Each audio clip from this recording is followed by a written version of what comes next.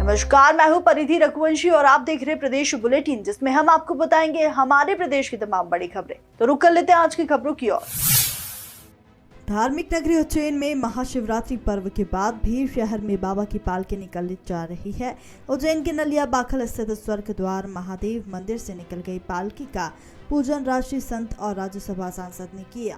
संत ने कहा कि सनातन धर्म की ध्वजा देश भर में लहराते रहे, इसलिए इस तरह के आयोजन होते रहना चाहिए। और ये वाला विषय मैं कोशिश करूँगा कि इस विषय को और कभी कहीं बोलेंगे अपन।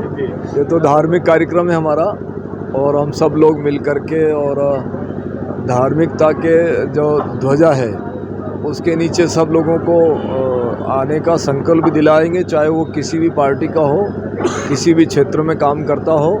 हमारा मन रहेगा कि जो सनातन धर्म की ध्वजा के नीचे आएगा उसके सारे कार्य सिद्ध हो जाएंगे, चाहे वो किसी भी पार्टी में काम करता हो, वो अपना एक निजी क्षेत्र है। लेकिन ये ज़रूर है कि जो अपने पूरे जीवन में सनातन धर्म को साथ लेकर के चलेगा उसका कार्य सिद्ध होगा। सबसे पहले तो मैं गुरुजी का धन्यवाद करना चाहूँगी कि गुरुजी हर साल बच्चों का और हमारा उत्साह बढ़ाने के लिए एक छोटे से आग्रह पे आ जाते हैं।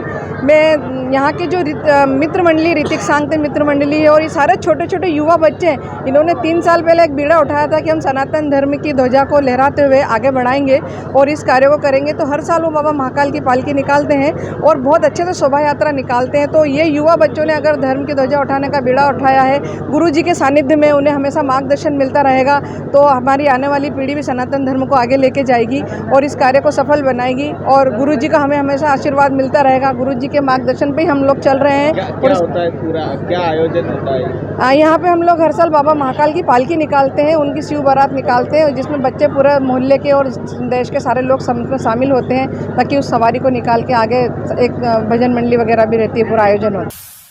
विश्व प्रसिद्ध महाकाल के दरबार में प्रतिदिन लाखों श्रद्धालु अलग अलग प्रदेशों से पहुंचते हैं। ऐसे में महाराष्ट्र के 7 लोगों की गैंग ने महाराष्ट्र के श्रद्धालु को ठगा है। ठगी की जानकारी लगने पर महाकाल मंदिर समिति को सूचना दी गई। इस बार समिति ने गिरोह की 2 महिलाओं और 2 पुरुषों को पकड़कर महाकाल थाना पुलिस के सुपुर्द किया। मैं दर्शन करने के लिए आया था, दर्शन करके बाहर निकला तभी वो मिले, ऐसा बोल रहे हमारा पर्स चोरी हो गया, हम भी महाराष्ट्र से है, तुम महाराष्ट्र से है क्या, मराठी, ऐसा मराठी बोल के ऐसा बोल रहे हमारे को। बच्चे की कसम खा रहे, हमारे पास कुछ भी नहीं खाने के लिए, जाने के लिए पैसे नहीं, कुछ मिलता है क्या, कुछ दो, नहीं तो टिकट तो देखो क्या, कुछ तो करो, ऐसा बोल रहे, रो रहे हमारे पास। हमने निकाल के 2,500 दिया उनको, 2,500 दिया तो हम बाजू गए तो और उनकी 7 आदमी की गैंग गए। हाँ, दूसरे को इनके पीछे देखा तो दूसरे को आदमी को पैसे निकाल रहे हो, ऐसा बोल के मराठी आदमी के लिए ऐसा बोल रहे हो। कितने लोग थे ये? वो 7 आदमी की गैंग है वो।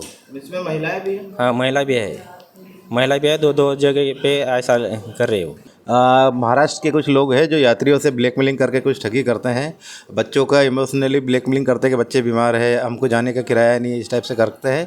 आज एक यात्री द्वारा शिकायत की गई है कि हमसे 2,500 रुपये ले लिए और भी पैसे की मांग की जा रही है।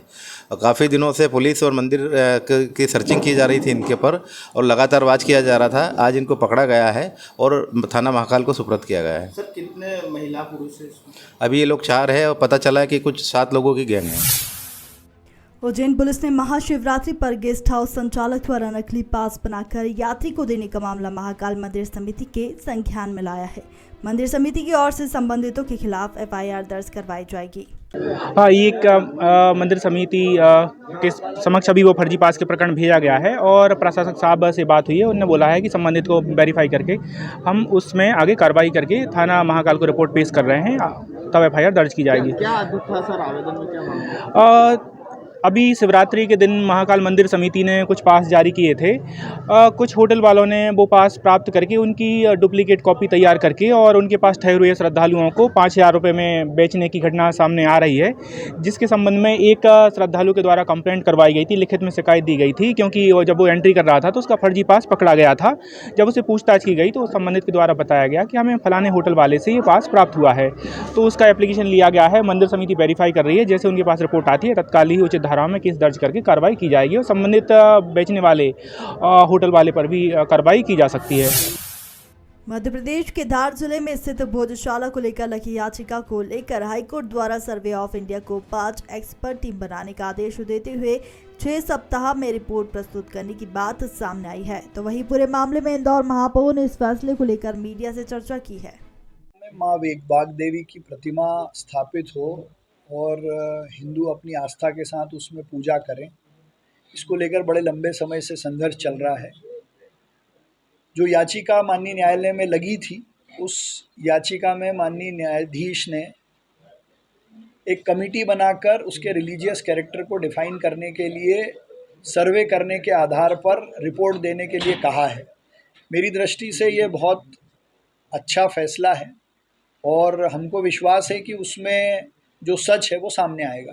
किस तरह से इस फैसले को एक जनाधार के तौर पे, जनता के तौर पर, लोगों की तरफ से किस तरह से आप माँ सरस्वती की मूर्ति स्थापित हो, हिंदू अपने पूरे मान सम्मान से अपने वहाँ पूजा कर पाएँ, ये असली जीत होगी। चंद्रदूज के अवसर पर आज उज्जैन में बाबा महाकाल को पंचमुखोटे स्वरूप में सजाया गया, जिसकी एक झलक पाने के लिए यहां भक्तों का सैलाब उमड़ा। पंचमुखोटे के साथ ही आज उज्जैन में महाशिवरात्रि और शिव नवरात्रि पर्व का समापन हो गया। इसका आज जो हुआ है वो संपन्न, उसको पंचमुखोटा दर्शन बोलते हैं। जो 5 प्रतिमा है जो शिवरात्रि के नवरात्रि में शिव जी महाकाल की प्रतिमा के ऊपर रखी जाती है और श्रृंगारित की जाती है, उसको एक साथ दूज का दिन, आज जो है पर्व दूज का था, इस दूज के दिन भगवान को श्रृंगारित किया और श्रृंगारित करके भक्तों को दर्शन संपन्न हुआ। और ये जो उत्सव है पूर्ण रूप से आज का दिन जो रहता है उसमें समापन होता है। ऐसा ही इसमें एक बात है कि जो भक्त अलग अलग झांकी के दर्शन नहीं कर पाते हैं तो दूज के दिन एक साथ सभी प्रतिमाओं को भगवान महाकाल के ऊपर रख दिया जाता है, जिससे भक्तों को दर्शन का लाभ मिल जाए और उसका पुण्य प्राप्त हो। अलग अलग की जगह एक साथ पंच मुकुटों का दर्शन करने से उसको सारे पुण्यों का फल प्राप्त होता है, ऐसी मान्यता है इस मंदिर की। इसलिए इस उत्सव को मनाया जाता है नवरात्रि को। नवरात्रि का समापन भी दूज के दिन पूर्ण रूप से हो जाता है। और आज के लिए इतना ही। ऐसे तमाम खबरों को जानने के लिए आप देखते रहिए मधुभाषी प्रदेश।